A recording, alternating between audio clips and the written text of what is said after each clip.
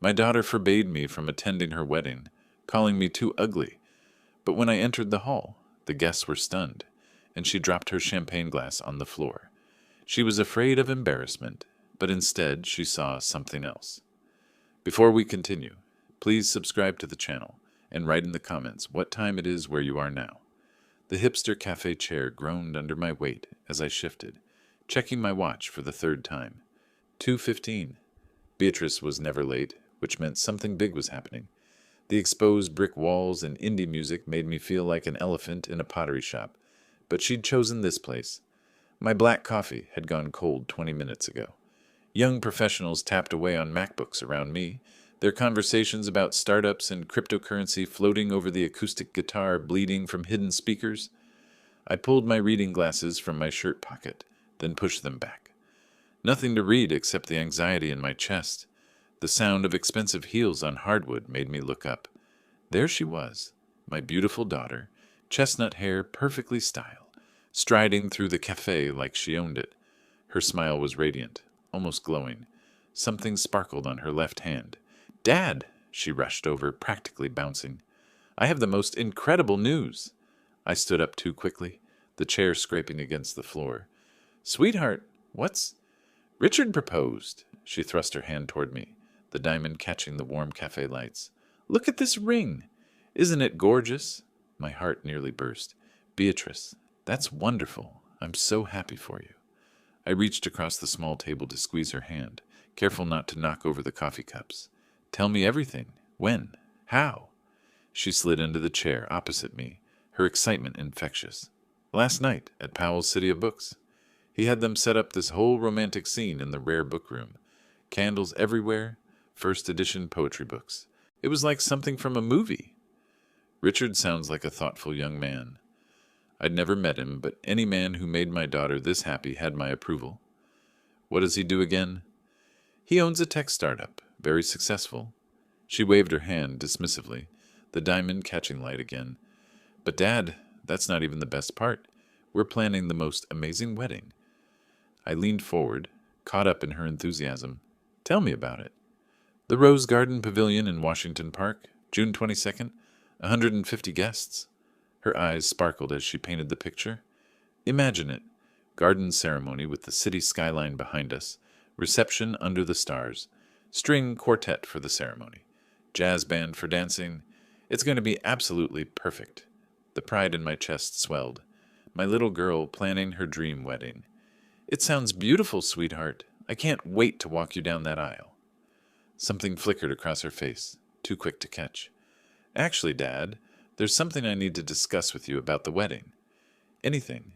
You know I will help however I can." She touched my arm, her voice becoming softer, more careful. "The venue, the catering, the flowers, the music, it all adds up. We're talking about a $40,000 event." I blinked. 40,000 was more than I'd spent on my truck. That's quite a bit." "I know it sounds like a lot." Her fingers traced patterns on the table. "But this is my one chance, Dad. My one perfect day. Richard's family is very well connected, very prominent in Portland society. Everything has to be absolutely flawless." The desperation in her voice tugged at my heart. This was my only daughter, my only child since her mother died 10 years ago. If I couldn't give her the perfect wedding, what kind of father was I? "Of course I'll help." The words came out before I'd even fully processed the amount. "It's my daughter's wedding day." Her smile transformed her entire face. "Really? You mean it?" "I mean it." I pulled out my checkbook, hands slightly shaky from excitement and the magnitude of the moment. $40,000 for my beautiful daughter's perfect wedding. I wrote the amount carefully, my engineering training making me double-check each digit. The number looked enormous on the small check, but watching Beatrice's face made it worth every penny. "Thank you, Daddy." She hadn't called me that in years. "You have no idea what this means to me." I tore out the check and slid it across the table. She picked it up with reverence, studying the amount as if memorizing it. "We should celebrate," I said, standing up and reaching for my jacket. "Come over to the house. I'll make dinner. We can look through your mother's jewelry box. Maybe there's something you'd like to wear." "That sounds lovely." She tucked the check carefully into her designer purse. "How about Thursday? I can come by around 10 in the morning." Perfect. 3 days to prepare something special for her. Maybe pick up some flowers for the house. I'm so proud of you, Beatrice. So happy. Walking to our cars in the light Portland drizzle, I felt taller than I had in months. My daughter was getting married, and I could provide for her dreams. I'd spent 3 days preparing for this moment. The house was spotless. Fresh daffodils sat in my late wife's crystal vase, and a cream-colored envelope rested on the coffee table like a ceremonial offering. Inside was the check that would make my daughter's dreams come true. At exactly 10 o'clock, Beatrice's BMW pulled into the driveway. I watched through the living room window as she gathered her purse and phone, her movements brisk and efficient, businesslike, almost. "Come in, sweetheart," I called out as she knocked. "The door's open." She entered wearing a tailored coat and checking her watch. "Hi, Dad. Sorry I can't stay long. I have a meeting at 11:30. "No problem at all." I gestured toward the living room, where family portraits lined the mantel and my worn leather recliner held court over the space. I wanted to make this special. She perched on the edge of the sofa, purse in her lap, while I settled into my chair and picked up the envelope. "Beatrice, I've been thinking about this moment since you were little." My voice caught slightly. "When you'd play wedding with your dolls, making me walk them down the hallway while your mother played piano. I always knew someday I'd help make your real wedding perfect." I extended the envelope toward her with both hands. "Here's the check, sweetheart, for your perfect wedding. Every penny you need to make your dreams come true." She took it without ceremony, immediately opening it to verify the amount. "Thanks, Dad." The casualness stung a little, but I pushed the feeling aside.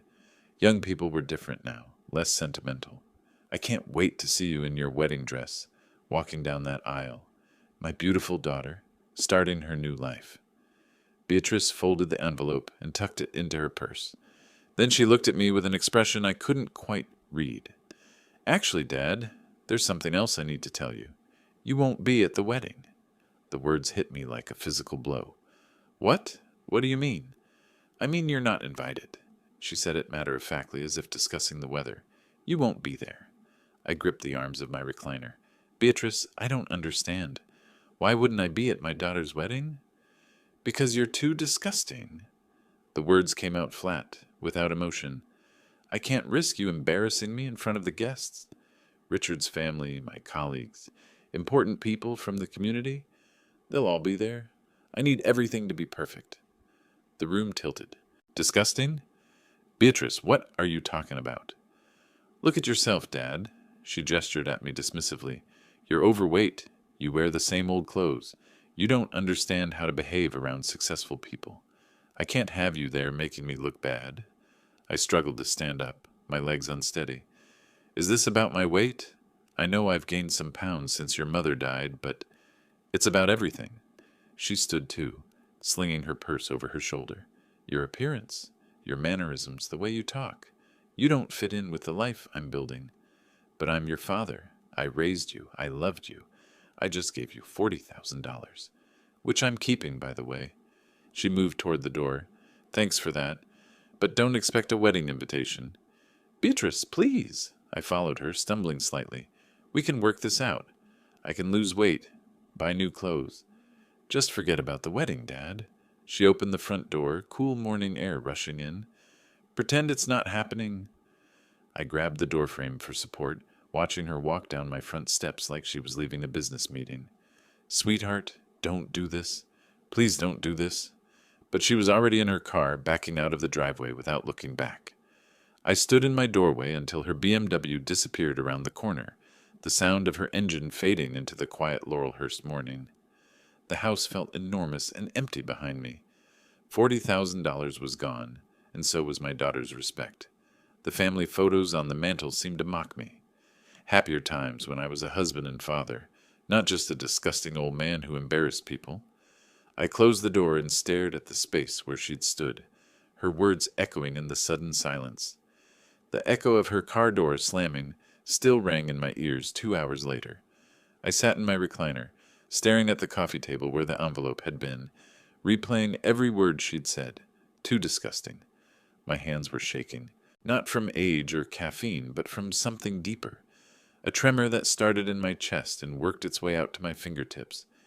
I kept hearing her voice, that matter-of-fact tone when she delivered the news, like she was canceling a dentist appointment. "You're too disgusting." I forced myself to stand up, my knees protesting. The hallway mirror caught my reflection as I walked toward the bathroom, and I stopped. When was the last time I'd really looked at myself? I mean, really looked. Not just the quick glance while brushing my teeth or combing what was left of my gray hair. In the bathroom, under the harsh fluorescent light, I saw what Beatrice saw.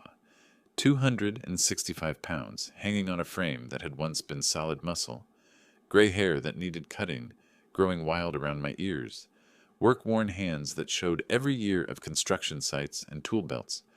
Clothes that had fit properly a decade ago, now stretched tight across my belly. Disgusting. I gripped the sink edge, my knuckles going white. Is this what my daughter saw when she looked at me? Not the man who'd taught her to ride a bicycle, who'd stayed up all night when she had pneumonia at 7, who'd worked double shifts to pay for her college tuition. Just a fat old man who would embarrass her in front of her important friends. The mirror didn't lie, but neither did the rage building in my chest. She'd planned this. The whole cafe meeting, the excited announcement, the careful way she'd asked for money. She'd known she was going to take my $40,000 and then cut me out of her life. She'd calculated exactly how to get what she wanted. I walked back to the living room, past the family photos that told a different story. There was 8-year-old Beatrice on my shoulders at the zoo, 16-year-old Beatrice at her high school graduation, my arm around her as she held her diploma, 25-year-old Beatrice at her college graduation, both of us beaming. When had I stopped being her hero and become her embarrassment? Fine, Beatrice. I sat down at my kitchen table and opened my laptop. The screen flickered to life, showing my desktop. A photo of Martha and me on our 25th wedding anniversary. Both of us laughing at something I couldn't remember now. My fingers hovered over the keyboard. Then I typed, "Personal trainers, Portland, Oregon." Dozens of results appeared. Professional fitness coaches, transformation specialists, people who helped other people become the best versions of themselves. I clicked through website after website, reading testimonials from men my age who'd lost 50, 60, 70 pounds. Before and after photos that looked like different people entirely. You want to see what your disgusting father is really worth? I opened a new tab and searched Nordstrom Men's Clothing Portland, then Hairstylist Portland Men, then Orthodontist Portland Adult Braces. The wedding was June 22nd, 3 months away, 12 weeks to transform myself from the man my daughter was ashamed of into someone she wouldn't recognize. By 4 o'clock, I had a notebook filled with appointments and phone numbers, personal trainer consultation for tomorrow morning, shopping appointment at Nordstrom for Saturday, hair appointment for Friday afternoon. By 6 o'clock, I'd made the first call. Revolution Fitness, this is Marcus. Hello, I said, my voice steadier than I felt. I need to completely transform myself in 12 weeks. I need to become someone my daughter won't be ashamed of. Sir, I think you've called the right place. I hung up and looked at myself in the darkened kitchen window reflection. The man staring back at me wasn't disgusting anymore. He was determined. You'll see, Beatrice. You'll all see. The alarm screamed at 5:30 a.m., but I'd been awake for an hour already. Sleep had become elusive since Beatrice's betrayal.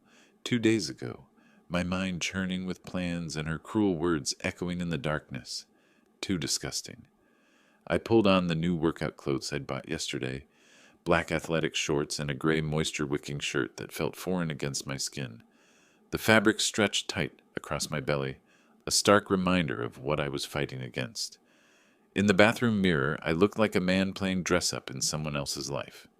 The gym membership card sat on my kitchen counter beside a cup of black coffee. Peak Fitness.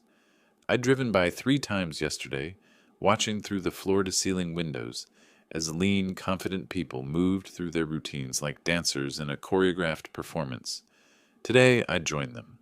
The Pearl District morning was crisp, downtown Portland just beginning to stir. My truck felt massive in the compact parking spaces, another reminder that I didn't belong in this world of sleek efficiency and purposeful movement. Inside Peak Fitness, the smell hit me first. Rubber, metal, and that faint scent of determination that comes from human sweat mixed with industrial-strength cleaning products. The space was enormous, filled with machines that looked like torture devices designed by engineers with too much imagination. First day, a young man approached, clipboard in hand. His name tag read, Jake, and his smile was professionally warm. I'm your trainer consultant, Dewey Bryant. My voice came out rougher than intended. I need to completely transform myself in 3 months. Jake's eyebrows lifted slightly. That's ambitious. What's driving the timeline? Special event? You could say it's personal.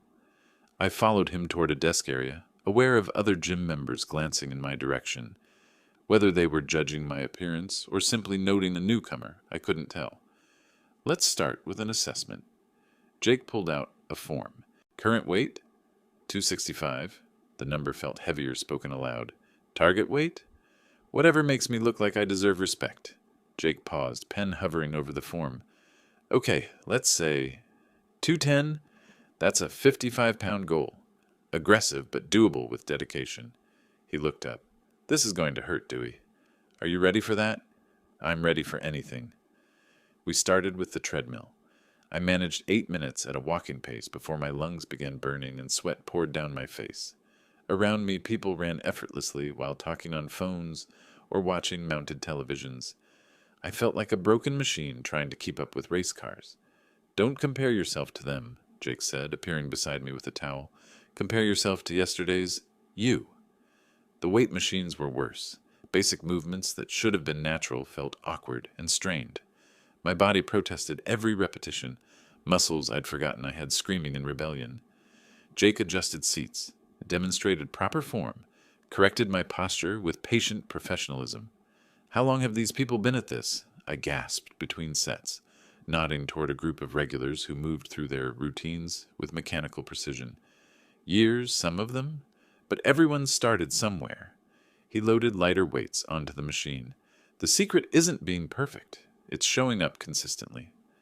An hour later, I sat on a bench in the locker room, every muscle in my body trembling with exhaustion. My reflection in the mirror across from me looked defeated, red-faced, drenched in sweat, clothes clinging to my overweight frame like wet fabric. Disgusting, but something else flickered in that reflection, a spark of defiance that hadn't been there 2 days ago. Every step on that treadmill had been a step toward proving her wrong. Every weight lifted was proof that I wouldn't remain the man she'd dismissed so casually. Same time Thursday, Jake asked as I gathered my things. Same time every day, I corrected, until June 22nd. He grinned. I like your attitude. See you tomorrow, Dewey. Walking to my truck, my legs felt like jelly, but my spine was straighter than it had been in months. 3 months to transformation. 94 days to become someone she wouldn't recognize. The drive home took me past the Rose Garden Pavilion where her perfect wedding would unfold. I slowed down, studying the venue through my windshield. Come June, I'd walk through those gates as a different man entirely. 26 days of pain had brought me to this bench overlooking the ravine, my chest heaving like a broken bellows. The run through Forest Park had started well enough, my usual 3-mile loop that I'd been conquering gradually, but today my body had simply quit halfway through, leaving me gasping and defeated on this weathered wooden seat. The Douglas firs towered around me, their branches filtering the late afternoon sunlight into scattered gold coins on the trail. Somewhere in the distance, traffic hummed along northwest Portland streets, but here in the woods, I felt utterly alone with my failure. Too disgusting. 20 pounds lost. Jake had celebrated the milestone yesterday, taking progress photos and updating my workout plan. But sitting here, sweat cooling uncomfortably on my skin, those 20 pounds felt meaningless against the 45 I still needed to lose. The wedding was 68 days away, and I was already hitting walls I couldn't climb. Dewey Bryant? I looked up to see a familiar figure approaching from down the trail. Tom Reynolds, my neighbor from 3 houses over, walking his usual evening route through the park. We'd been army buddies once, decades ago, but since Martha's death, our interactions had dwindled to occasional waves across the street. Tom. I wiped my face with my shirt, trying to disguise the exhaustion. Didn't expect to see you here. I walk this trail every evening. He paused, studying my appearance with sharp eyes that still held traces of the drill sergeant he'd once been. You've lost weight, quite a bit, actually. Some? I struggled to stand, my legs protesting.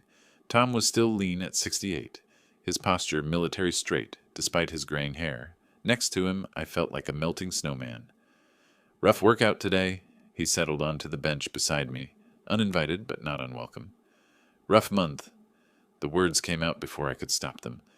Something about Tom's presence, maybe it was the shared history or just the relief of having another human being acknowledge my existence, loosened my tongue. I can't do this anymore, Tom. It's too hard. Do what? I gestured at my sweat-soaked clothes, my red face, the trail where I'd surrendered. This, all of it, trying to become someone I'm not. Tom leaned back against the bench, his expression thoughtful. Dewey, are you giving up? That's not the soldier I remember from Firebase Charlie. The memory hit me unexpectedly.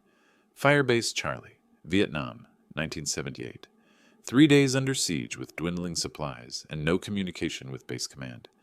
Tom had been the one who kept morale up, who convinced us we could hold the position until relief arrived. That was different. We were young then. Bullshit.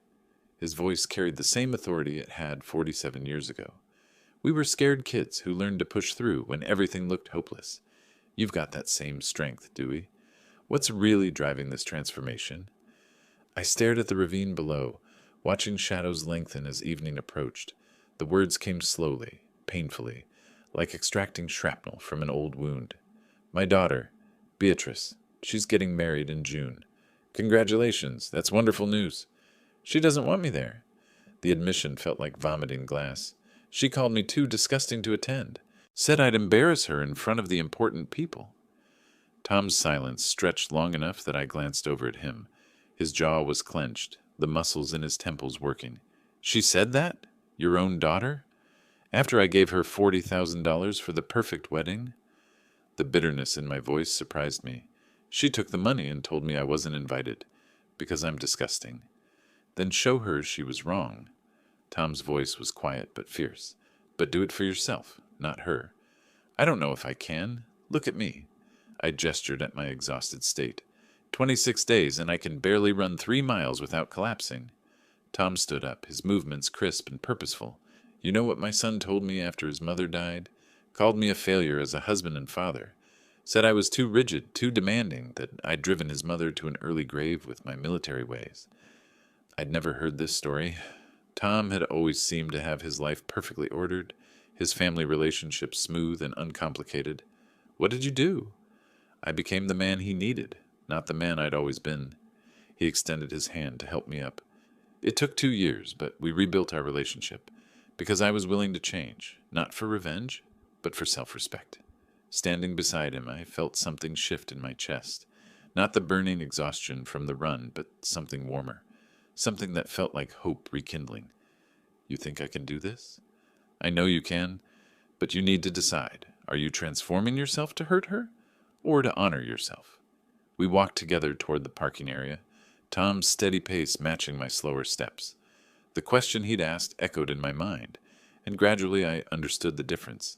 Revenge was about her. Self-respect was about me. Same time tomorrow? Tom asked as we reached our cars. Same time tomorrow, I agreed. But this time it wasn't just about proving Beatrice wrong. It was about proving to myself that the man she'd dismissed still had fight left in him. 6:30 a.m. at peak fitness, and the treadmill hummed beneath my feet at a steady 6-mile-per-hour pace. 2 months ago, I could barely manage 8 minutes of walking. Now I was completing 5-mile runs without stopping, my breathing controlled and steady. The digital display showed calories burned, distance covered, time elapsed, numbers that told the story of my transformation better than any mirror. Looking strong today, Dewey? Jake appeared beside me with his usual morning energy, tablet in hand. Ready for some progress photos? I nodded, stepping off the machine. In the gym's photography area, I stood against the white background where Jake had first documented my defeat. Now, looking at the camera, I saw someone different in the preview screen. Not young, I'd never be 25 again, but solid. Purposeful. 43 pounds lighter than the broken man who'd first walked through those doors. Incredible transformation, Jake said, reviewing the photos. You've put on significant muscle mass while losing the weight. What's your secret? Spite, I said, then caught his confused expression. I mean, determination. Back home by 9 a.m., I stood in my bedroom before the full-length mirror Martha had insisted on hanging there years ago. The reflection that looked back at me bore little resemblance to the man Beatrice had called disgusting 9 weeks earlier. My face was angular now, cheekbones visible for the first time in decades. My shoulders had broadened from the weight training, creating a V-shape that my properly fitting clothes emphasized rather than hid. I opened the desk drawer and pulled out an elegant cream envelope, the kind used for wedding invitations. Inside was a carefully prepared invoice for $40,000, itemized for wedding consultation services and father of the bride exclusion fee. At the bottom, I'd written in my engineer's precise handwriting, payment terms, respect due upon receipt. The wedding was 33 days away, June 22nd, a Saturday ceremony at the Rose Garden Pavilion, followed by a reception under the stars. I'd memorized every detail from the materials she'd shown me that day at the cafe when I still believed I mattered to her. That evening I drove to Mitchell's men's store in downtown Portland, a place I'd passed 1,000 times but never entered. The windows displayed mannequins in perfectly tailored suits that looked like they cost more than my monthly mortgage payment. "Good evening!" The sales associate was a man about my age with silver hair and an impeccably pressed shirt. "I'm Robert. How can we help you today?" "I need a suit for a special occasion." Robert's trained eye assessed me quickly. My posture, my build, the confidence in my voice. "You look fantastic, sir. Have you lost weight recently?" "You could say I've returned to life." He led me through the store, past racks of suits, organized by style and season. "What's the occasion, if you don't mind my asking?" "My daughter's wedding. I want to make sure I look appropriate." "Congratulations. Father of the bride is a special honor." If only he knew. Something that makes a statement. We settled on a charcoal gray suit with subtle pinstripes. Classic, expensive, unmistakably elegant. Robert was a master of his craft, pinning adjustments with swift precision while explaining the nuances of proper fit. "The jacket should embrace your torso without clinging," he said, adjusting the shoulders. "We want to honor your build, which is quite impressive for a man your age. You clearly take care of yourself." In the fitting room mirror, I looked like a different person entirely. The suit transformed my engineer's frame into something that commanded attention and respect. This wasn't the broken widower who'd sat in that cafe chair 2 months ago, desperately trying to please his ungrateful daughter. This was a man who belonged in any room he entered. "Perfect fit," Robert declared. "When do you need it?" "The wedding is June 22nd, a Saturday. Plenty of time for final alterations. We'll have it ready by the 15th?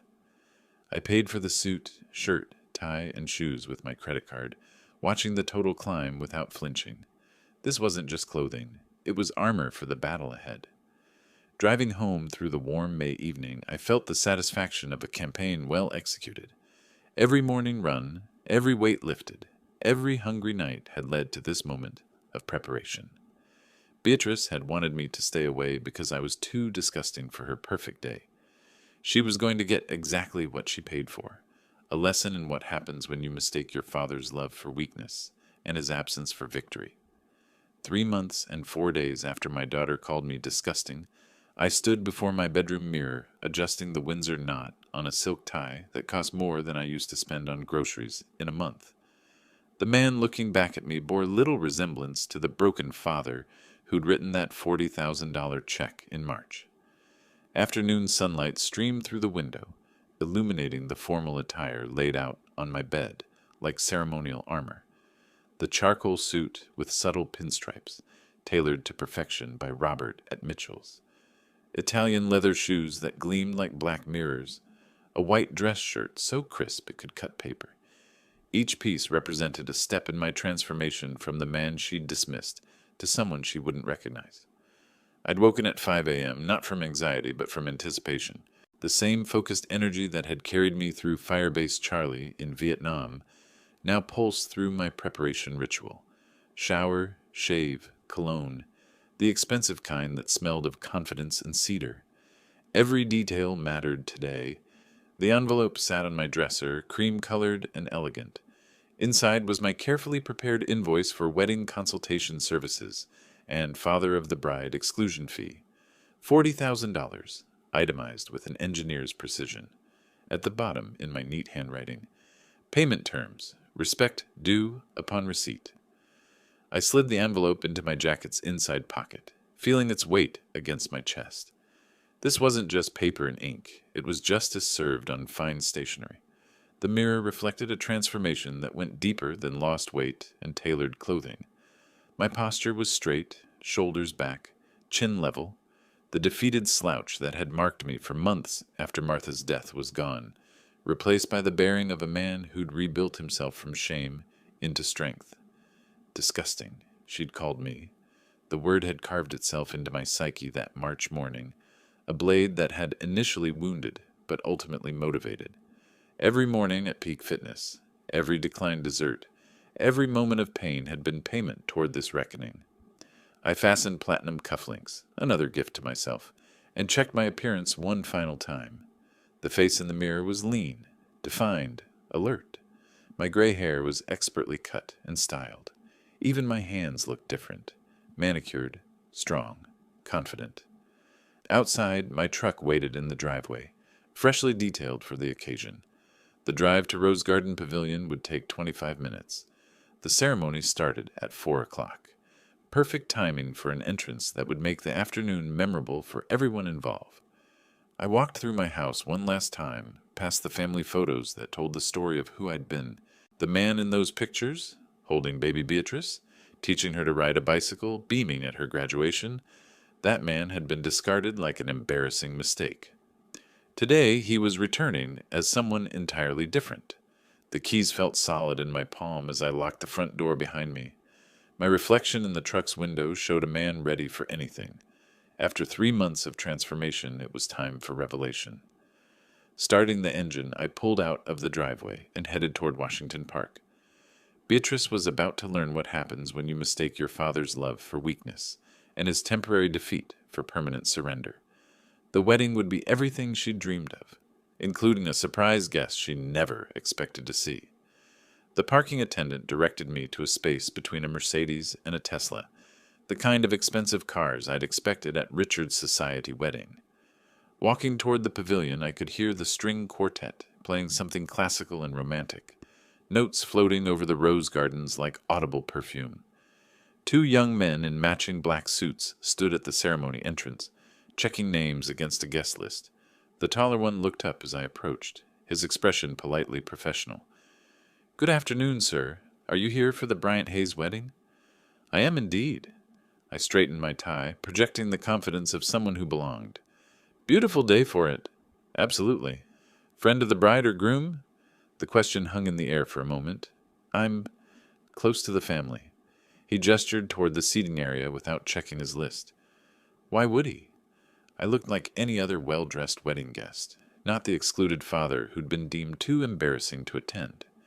The ceremony was in progress, Beatrice and Richard standing before an arch of white roses, while the officiant spoke about love and commitment. I chose a seat toward the back, far enough away to remain unnoticed, but close enough to see everything clearly. She was radiant in her wedding dress, a flowing creation of silk and lace that caught the afternoon light like captured starlight. Her chestnut hair was styled in an elegant updo, secured with what looked like Martha's antique hair combs. Despite everything, she was still my daughter, and seeing her on her wedding day stirred emotions I hadn't prepared for. "Beautiful ceremony, isn't it?" whispered the woman beside me, a silver-haired lady in a navy dress. "Breathtaking," I agreed. "Do you know the families well?" "Oh, I work with Richard's company. Such a lovely couple, though I heard there was some sadness with the bride's father." "Oh?" She leaned closer, dropping her voice. "Apparently he passed away recently. Very tragic. That's why she's walking down the aisle alone." I nearly choked on my own breath. "Is that so?" Richard mentioned it during the rehearsal dinner. Poor girl, losing her father right before her wedding. But she's being so brave about it. The ceremony continued while I processed this revelation. Beatrice hadn't just excluded me. She'd killed me off entirely. In the story she'd told her new husband and his family, I was safely buried and forgotten, unable to embarrass anyone ever again. The officiant asked if anyone had objections to the union. I remained silent, but my fingers traced the envelope in my jacket pocket. Soon enough, there would be time for objections. "You may kiss the bride," the officiant announced, and Richard lifted Beatrice's veil for their first married kiss. The guests erupted in applause and cheers as the newlyweds walked back down the aisle, beaming with joy. I joined the applause, clapping for my daughter's happiness while planning her education. As guests filed toward the reception hall, I fell into step with the crowd. The woman beside me continued chatting about the beautiful ceremony, the lovely venue, the romantic atmosphere. I made appropriate responses while studying the reception layout through the tall windows. Round tables with rose centerpieces filled the elegant space. A head table at the front awaited the wedding party, while a jazz quartet set up near the dance floor. Waiters circulated with champagne and hors d'oeuvres, and the photographer moved through the crowd, capturing candid moments. "Such a shame about her father," the woman said again as we entered the reception area. "But at least she has Richard's wonderful family now." "Yes," I said, accepting a champagne flute from a passing waiter. "I'm sure he would have been very proud of her today." The irony was delicious. Here I stood, mourning my own fictional death, while preparing to resurrect myself in the most spectacular way possible. Beatrice had made me disappear to avoid embarrassment. In a few minutes, I would reappear to provide her with an entirely different kind of memorable moment. I positioned myself near the bar, where I could observe the head table while maintaining my anonymous guest status. Beatrice sat beside her new husband, accepting congratulations and posing for photos, glowing with the satisfaction of a perfect wedding day. She had no idea that her biggest surprise was still to come. The cocktail hour was in full swing when I made my move. Beatrice stood near the gift table, champagne flute in hand, laughing at something one of her bridesmaids had whispered. She looked radiant in the warm light of the reception hall, every inch the perfect bride she'd dreamed of becoming. I approached slowly, deliberately, timing my movement for when she was between conversations. Her bridesmaid excused herself to visit the restroom, leaving Beatrice momentarily alone. "Perfect." "Excuse me," I said, stepping into her line of sight. She looked up with the practiced smile of a bride greeting wedding guests, her eyes taking in my appearance without recognition. For a moment, I watched her mind work, trying to place this well-dressed stranger who seemed familiar but out of context. Then it hit her. The champagne flute slipped from her fingers as if her nervous system had simply short-circuited. Crystal shattered against the hardwood floor, sending champagne and glass fragments across her white satin shoes. The sound cut through the ambient chatter like a gunshot, causing nearby guests to turn and stare. "Dad?" The word came out as a whisper, then louder, more desperate. "Dad? Is that really you?" "Hello, Beatrice." I kept my voice calm, controlled. "Beautiful wedding. You look absolutely radiant." Her hand flew to her mouth, eyes wide with shock. She stared at me as if I were a ghost materialized from her worst nightmare. Which in a way I suppose I was. I can't believe it. You look so different." She gestured helplessly at my transformation, her voice rising with each word. When did you?" 3 months can work wonders," I said, adjusting my cufflinks with deliberate casualness. "Perhaps I'm not quite as disgusting as you believed." Richard appeared at her side, drawn by the commotion and his new wife's obvious distress. His confused gaze moved between us, trying to understand the connection. "Beatrice, what's wrong? Who is this?" She struggled with the words, her carefully constructed narrative crumbling. "This is my father." Richard's face went through several rapid expressions. Confusion, disbelief, then dawning understanding. "Your father? But I thought, you said he was dead?" I supplied helpfully. "Yes, I heard about my unfortunate demise. Very touching story, actually. Lost right before the wedding. Such tragic timing." A small crowd was gathering, drawn by the broken glass and the bride's obvious shock. I could hear whispers starting, the kind of urgent murmuring that spreads through social events when drama unfolds. Dad, please, Beatrice whispered, grabbing my arm with desperate fingers. I'm so sorry about what I said before. I didn't mean it. Please don't ruin this. Please stay. You're welcome here. You're my father. The transformation in her tone was remarkable, from dismissive cruelty 3 months ago to desperate pleading now. Amazing what a little embarrassment in front of important people could accomplish. You want me to stay? I asked, raising my voice just enough for nearby guests to hear. At your wedding? How generous of you. Yes, of course. I was wrong before. I was stressed and said terrible things. But you're here now, and you look wonderful, and how interesting. I smiled, the expression perfectly pleasant and absolutely predatory. 3 months ago, you had quite different feelings about my attendance, called me too disgusting to be seen with, if memory serves. Richard stepped closer to his wife, protective instincts kicking in despite his confusion. Sir, I think there might be some misunderstanding. No misunderstanding at all, I said, reaching into my jacket pocket. In fact, I brought a wedding gift, something very special, just for Beatrice. My fingers closed around the cream-colored envelope, and I saw her eyes follow the movement. Somewhere deep in her expression, I caught a flicker of fear. She was beginning to understand that her transformed father might have more surprises in store than just his physical appearance. A gift? She said weakly. Dad, you don't need to. Oh, but I do. I smiled again, feeling the weight of 3 months' worth of justice in my jacket pocket. After all, what kind of father would I be if I didn't give my daughter exactly what she deserves on her wedding day?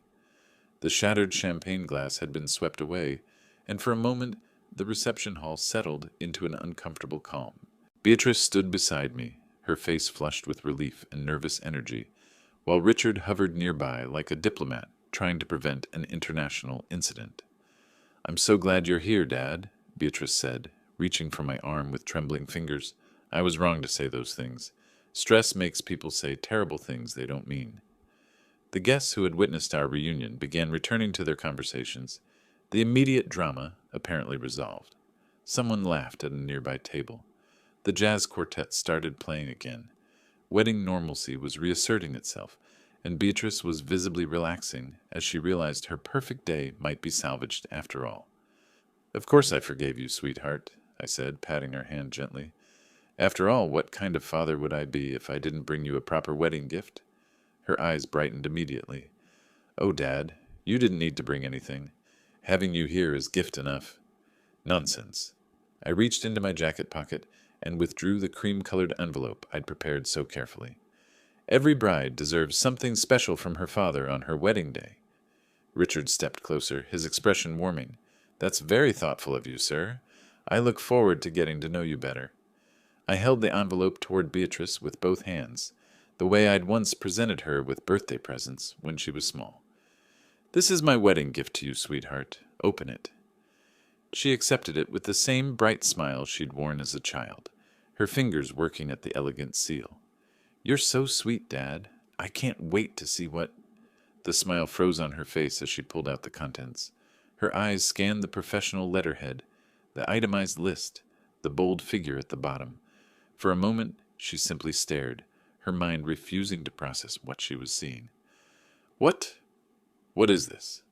Her voice came out as a whisper. Your wedding bill, I said calmly. $40,000 plus administrative fees and emotional damages, itemized for services rendered in wedding consultation and father of the bride exclusion. The color drained from her face, then flooded back in a wave of crimson fury. This is a joke, right? This has to be a joke. I'm afraid not. You see, when you called me too disgusting to attend your wedding and then took my money anyway, you established our relationship as a business transaction. I'm simply providing you with the invoice. Richard moved closer, trying to read over her shoulder. Beatrice, what's he talking about? What invoice? He's billing me. Her voice was rising now, drawing attention from nearby tables. For the money I asked him for, he's treating me like a client. Just like you treated me like a bank account, I replied evenly. Funny how that works. She crumpled the invoice in her fist, her composure completely shattered. You can't do this. This is my wedding day. These are our guests. The same guests you were so worried I would embarrass? I gestured around the elegant reception hall. Strange how that concern has suddenly evaporated. Richard stepped between us, his hands raised in a peacekeeping gesture. Look, let's all take a step back here. This is obviously a family misunderstanding that we can work out privately. There's no misunderstanding, Beatrice snapped, waving the crumpled invoice. He's trying to humiliate me in front of everyone. Humiliate you? I adjusted my cufflinks, a gesture I'd practiced until it became automatic. My dear daughter, you accomplished that all by yourself 3 months ago. I'm simply returning the favor. The conversation at surrounding tables was dying away as more guests became aware of the family drama unfolding. I could see heads turning, ears straining to catch our words. The wedding photographer was discreetly positioning himself for potential shots, sensing that this moment would be remembered long after the ceremony was forgotten. Dad, please! Beatrice's voice cracked with desperation. Don't do this. Not here. Not now. I looked at her for a long moment, seeing not the cruel woman who had dismissed me as disgusting, but the little girl who had once believed her father could do anything. The transformation had changed more than my appearance. It had given me the strength to demand the respect I'd always deserved. You want me to stop? I asked quietly. Then perhaps it's time everyone knew the whole story. I turned toward the microphone stand where the jazz quartet's lead singer had been performing moments earlier. The band was taking a break, and the microphone stood waiting, silver and beckoning, like a sword waiting to be drawn. Richard grabbed my arm. Sir, please, whatever happened between you two, this isn't the place. On the contrary, I said, gently removing his hand, this is exactly the place. The microphone felt solid in my hand as I tapped it twice, the sound echoing through the reception hall like a judge's gavel. Conversations died away as 150 wedding guests turned their attention toward me, expecting perhaps a traditional father of the bride toast. Ladies and gentlemen, I began, my voice carrying clearly through the sound system, thank you for your attention. I'd like to say a few words about my daughter Beatrice. Behind me I could hear her frantic whisper, Dad, stop this, please. I turned slightly, just enough to include her in my peripheral vision. 3 months ago, Beatrice came to me with wonderful news. She was engaged to Richard, and she wanted the wedding of her dreams. A murmur of interest rippled through the crowd. This sounded like a perfectly normal wedding speech. She asked me for $40,000 to make her perfect day possible, and being a father who loves his daughter, I gave her every penny without hesitation. Nods of approval from the audience. A generous father supporting his daughter's happiness. What could be more touching? But then, I continued, letting my voice carry the weight of betrayal, she told me something else. She said I was too disgusting to attend this wedding, that I would embarrass her in front of all of you important people. She took my money and banned me from my own daughter's wedding. The change in the room was immediate and electric. Gasps echoed from multiple tables. I saw hands fly to mouths, eyes widen in shock. The guests who had been smiling and nodding moments before now stared at Beatrice with expressions ranging from confusion to horror. Dad, that's not how it happened. Beatrice's voice cracked as she tried to interrupt, but the microphone was mine now, so I decided to show her, and myself, what I was truly worth. I gestured to my transformed appearance. Every morning at the gym was preparation for this moment. Every pound lost was proof that respect must be earned, not simply given because someone shares your blood. An elderly woman at a front table leaned forward, studying my face with new understanding. My goodness, she whispered, loud enough for others to hear. Look at him. He's completely transformed himself. That's right, I continued, warming to my theme. This is what 3 months of determination looks like when someone you love calls you disgusting. This is what happens when a father decides he deserves better treatment from his own child.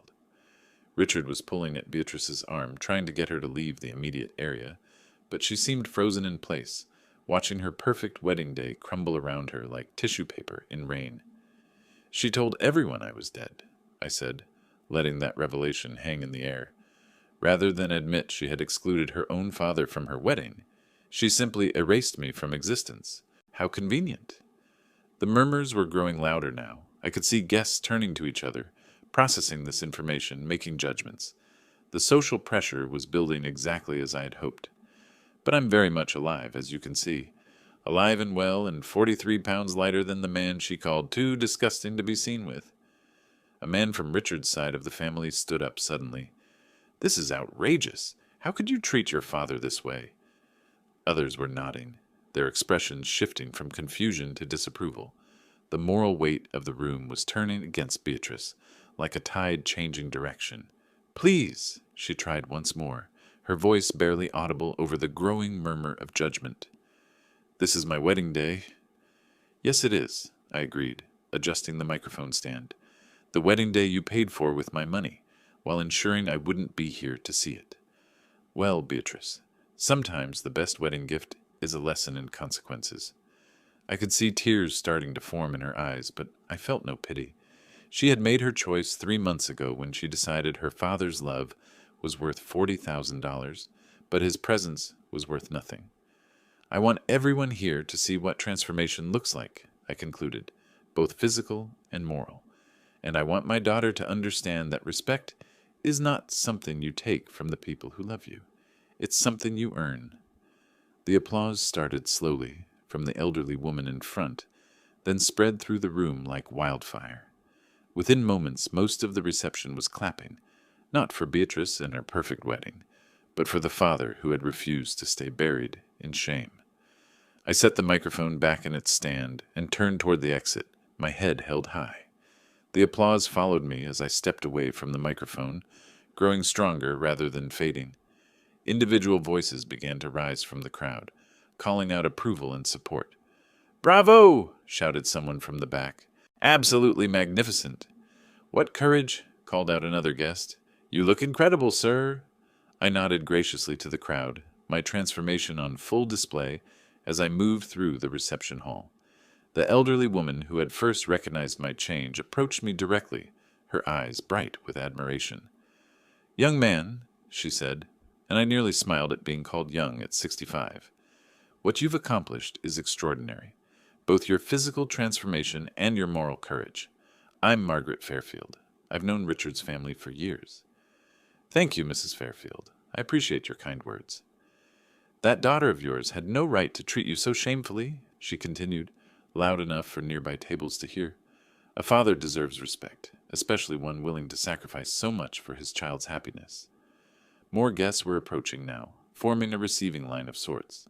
A distinguished gentleman in his 50s stepped forward, extending his hand. "Robert Chen, Richard's business partner. I have to say, your dedication is inspiring. How much weight did you lose?" 43 pounds, I replied, accepting his firm handshake, along with a considerable amount of misplaced trust. He winced sympathetically. "Family can be complicated, but what you've shown here tonight, standing up for yourself with such dignity, that's something special." Behind this growing circle of supporters, I could see Beatrice sitting at the head table, her face buried in her hands, while Richard rubbed her shoulders helplessly. The wedding reception continued around her, but the celebration had transformed into something else entirely. Guests were no longer focused on congratulating the bride. They were processing a moral lesson about respect and consequences. A younger woman approached, someone I recognized as one of Beatrice's bridesmaids. Her expression was thoughtful rather than hostile. "Mr. Bryant, I'm Sarah, Beatrice's maid of honor. I had no idea about any of this. She told us you had passed away recently. As you can see, reports of my death were greatly exaggerated." I straightened my tie, still marveling at how well the expensive suit fit my transformed frame. Sometimes people find it easier to bury inconvenient truths rather than face them.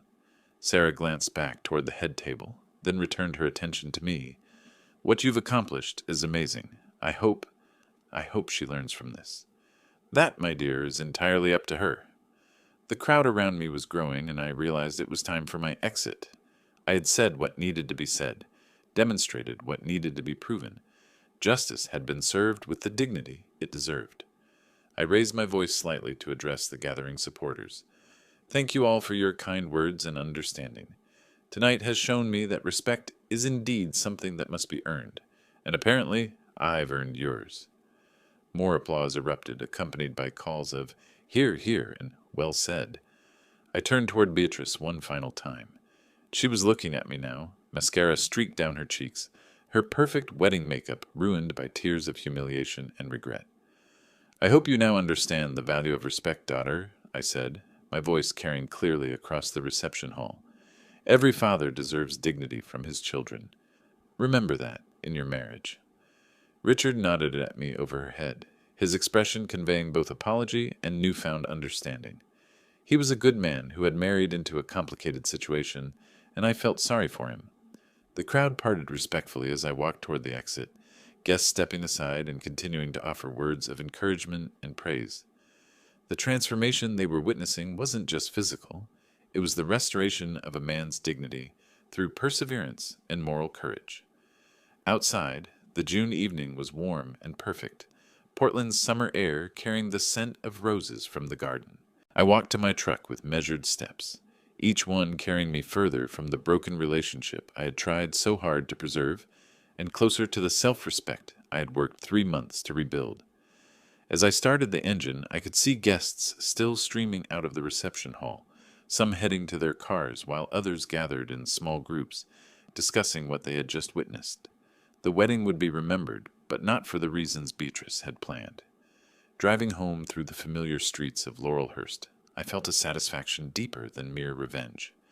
I had proven to myself, to my daughter, and to everyone present, that transformation was possible at any age, and that dignity was worth fighting for.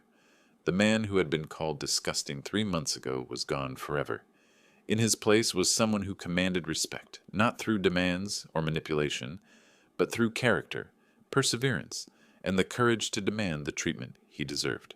Tomorrow would bring its own challenges, but tonight, justice had been served with the dignity it required.